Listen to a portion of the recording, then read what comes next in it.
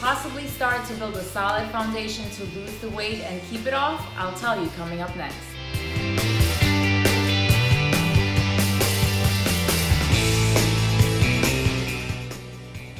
Thanks for joining me, guys. I'm Naomi, the Healthy Habits Coach with NaomiRios.com, your premier source for best practices on brain, body, and balance. And in this channel, I aim to transform your fitness into wellness through habits, balance, and discipline. In today's workshop, I want to speak to you about the foundations in order to be able to lose weight and keep it off sustainably forever and ever and ever. There has to be a foundation, and I tell you what that is in today's workshop. Please stay tuned. Let me know if you have any questions in the comments below once the video is done. Catch you soon. Today's topic is weight loss. We are going to be breaking this down into several parts, as you can see here. Today's part is going to be all about our eating habits.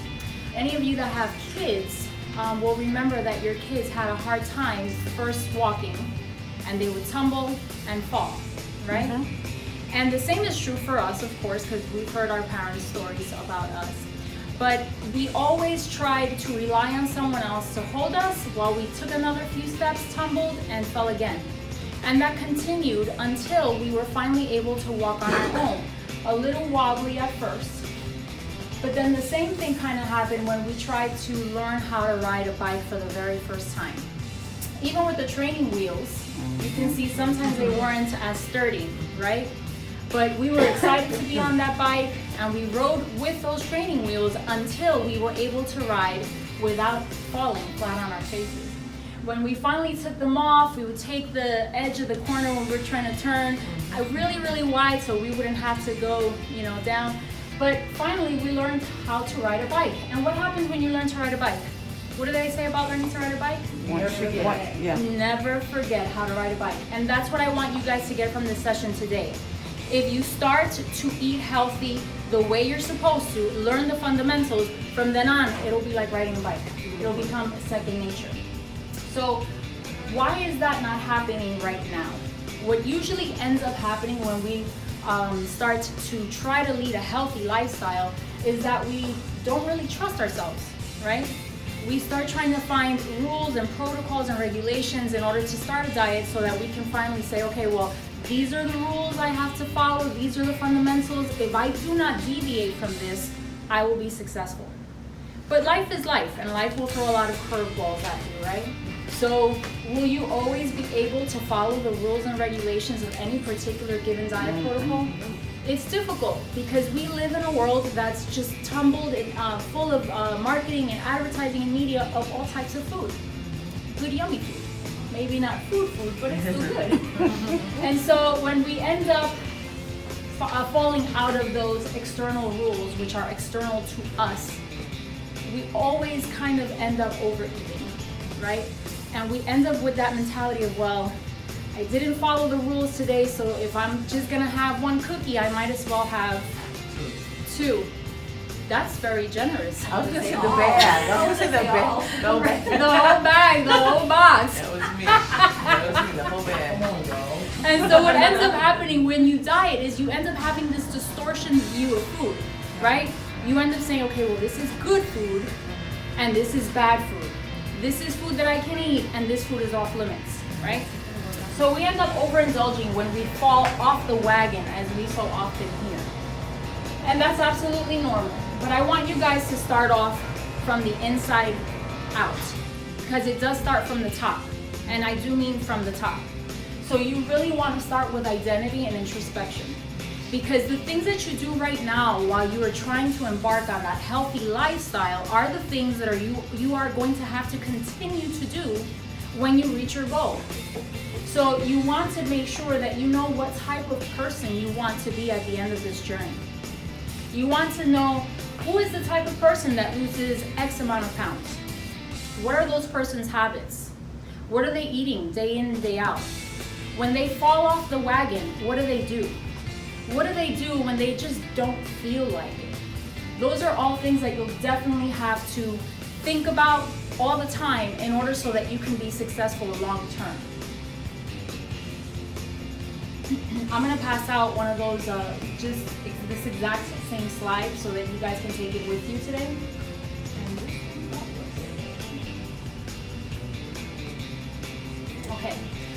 I want you guys to realize that while you start this journey, you are not the only one. You are completely normal, even though your surroundings are not normal. If you look at the top, how many of you guys can identify with that? When we were little, you don't really stop eating until you're full.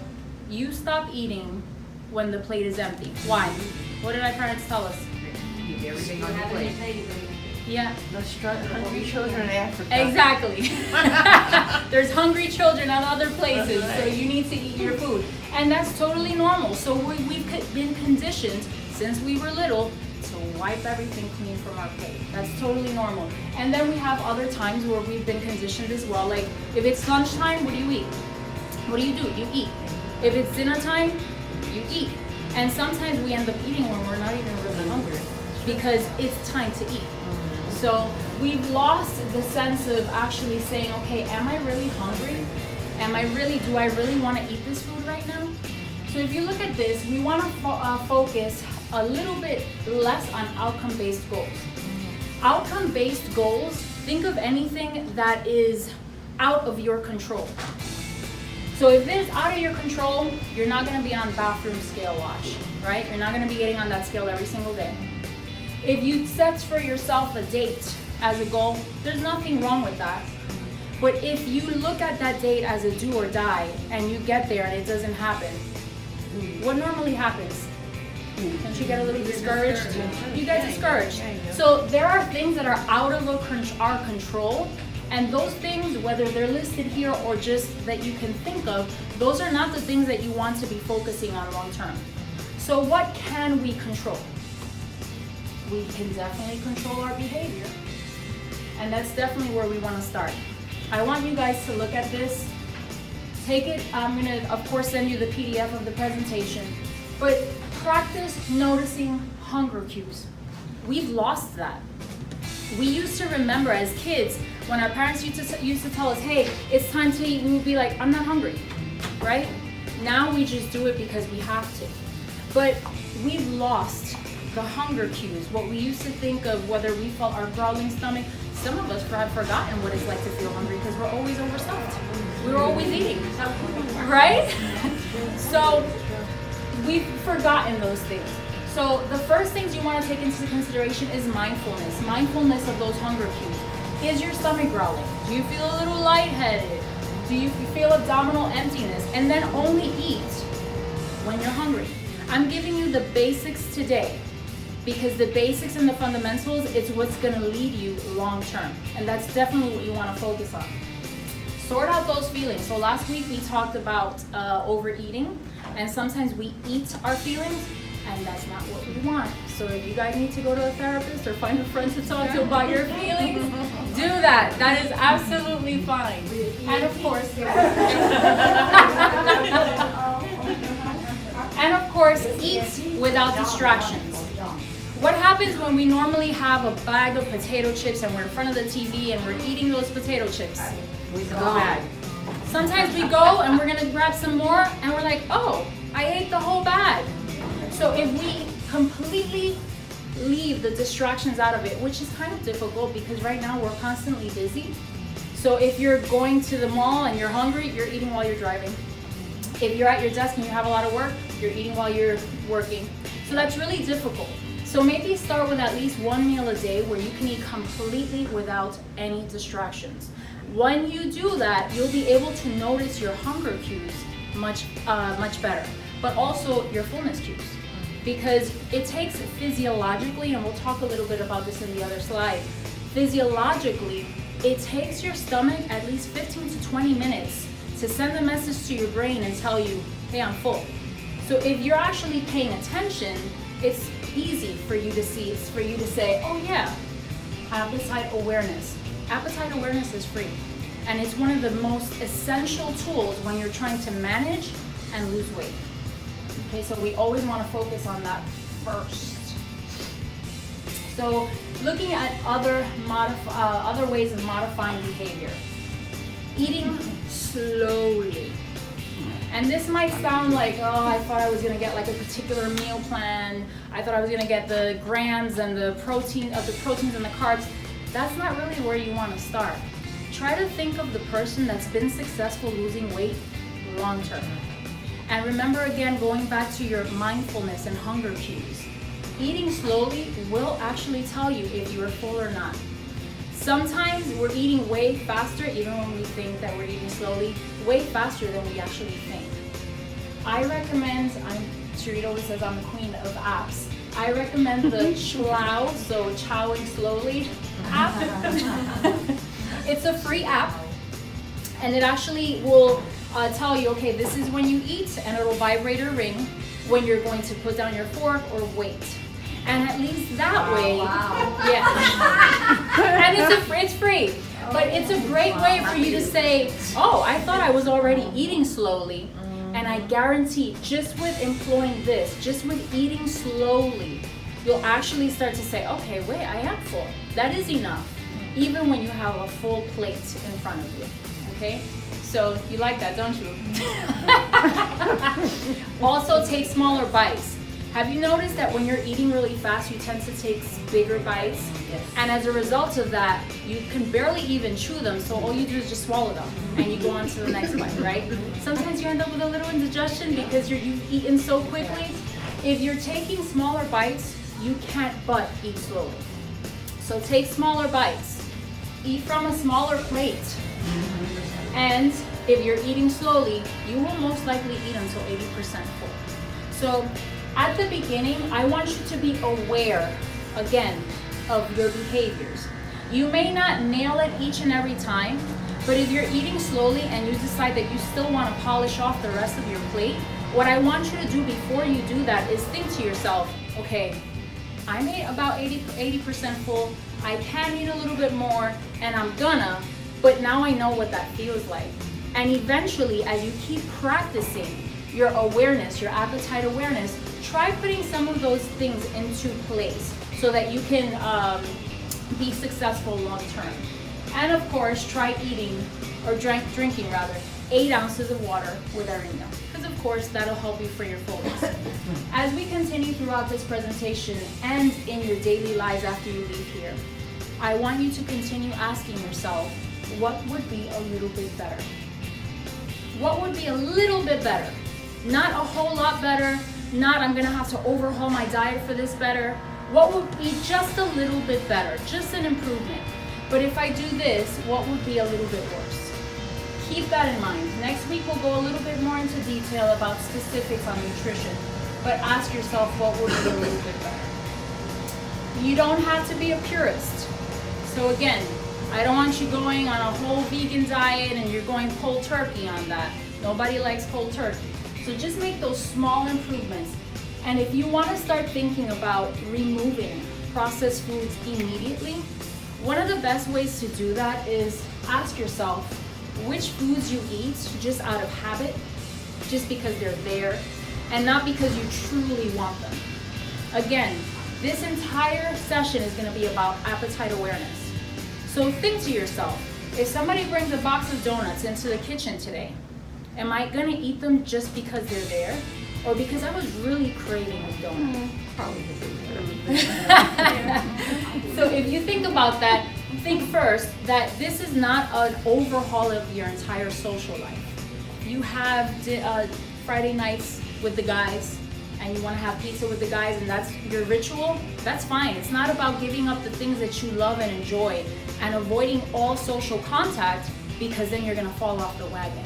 If you want to have Sunday pancakes with the family, that's fine. That's what it's about, being with other people, socializing, enjoying the time with them. You always want to keep that in mind, because if you don't, you will totally lose balance and you will fall back. So I want to give you a little bit of an evolution of what that can look like as far as each dinner is concerned. Again, think what will be a little bit better, what will be a little bit worse. So if you look at, maybe right now you're having a croissant with a Starbucks loaded coffee, a lot of sugar and whipped cream. You say, okay, well, I'm just a little bit better. I want to be a little bit better. And you say, well, I'll go some heavy cream on my coffee, avoid the whipped cream, I'll have a multigrain, and I'll have some yogurt, and I'll try to practice eating slowly, right? And then from there, after you transition, you're okay with that. Maybe have a little bit of Greek yogurt with some fruit, some granola, and a plain black coffee. If you like plain black coffee, I do not. And after that, you transition into what you think you can have on a daily basis. And if from time to time you want to have that croissant, again, that's totally fine too. Just ask yourself, what would be a little bit better and a little bit worse? And if you're reverting back to old habits, okay? Again, lunch. Maybe you're constantly eating your burger with your fries and your soda, right? And then you say, okay, well, I'm gonna transition to a diet soda. And now you guys are gonna ask me, isn't that worse than regular soda? We won't get into that. And then you decide, okay, well, I'm gonna have my regular burger. I'm gonna switch out my diet soda. And instead of fries this time, I'm gonna have a side salad, all right? And then you transition into, okay, well, I'm just gonna have a multi-grain bun with my burger. And so on and so forth until you have an open-faced burger in front of you. And instead of fries, some salad and some water with lemon. And dinner. I think this is where most of us struggle, right? Because we can possibly do well, really, really well during the day. And then when we get home, we're thinking, I did so well, but I really want some pasta, and I'm just gonna have the pasta. And then you're beating yourself up about why you ate the pasta. So maybe you're starting off with macaroni and some frankfurters, and you decide, okay, well, next time I'm gonna have some pasta, but I'm gonna add a little bit of salad greens, a little bit of protein, until you transition, a little less pasta, a little more protein, until you have a fully unprocessed meal. And even in this meal, if you notice, there's still a little processed pasta in there. So again, what can be a little bit better and what can be a little bit worse? That is what you're going to continue asking yourself that each and every time you eat. Realize that balance takes practice. You didn't learn to walk in one day. You didn't learn to ride that bike from one day to the next. And even after you rode the bike, when you were first starting out, you fell down a few times and scraped your knees. So balance will take practice. Continue asking yourself, what are the questions? What would be a little better and what would be a little worse? Always ask yourself that when you're making your choices. I'm going to be giving you this assignment for this upcoming week, and you will be taking that with you tonight. Again, what would be a little bit better? And also eat slowly. I recommend that you download the Slow app. At least if you don't want to use it each and every time, use it once. It's Slow. So it's kind of like you're chowing, but you're chowing slowly. Slow. So I want you to be able to use that app at least once so that you can see and gauge for yourself if you're eating very fast or just right. And gauge yourself, again, with your appetite awareness. What I want you to look for is that you can, at the end of this all, at the end of the 4 sessions that we're gonna have, that we can ride off into the sunset on our bike with no training wheels, okay? Next week, what we're gonna discuss is food amounts of actual nutrition. We'll be discussing pre and post-workout nutrition, nutrition on non-training days or at days where you don't exercise, because that's important too. What happens when you lose weight too fast and why people end up gaining it back, and how much should you expect to lose given your current weight? Because we're used to hearing, oh, 1 pound a week is good, but what if that's not enough for you? Maybe, I'm gonna go into the details about that. So I appreciate you guys for being here today. And as I always say, remember that diets are easy. It's easy to follow rules and guidelines. Lifestyle takes practice. Thanks for watching, guys. If you have any questions, please leave them in the comments below, or if you have any suggestions that can help other possible viewers to lose weight sustainably that have possibly helped you, also leave them in the comments below. Don't forget to give this video a thumbs up, and I will catch you in the next video in which we'll discuss how to go into specific nutrition protocol for your specific training, for your body, for your gender, etc. Thanks for watching, guys. Stay tuned for next time.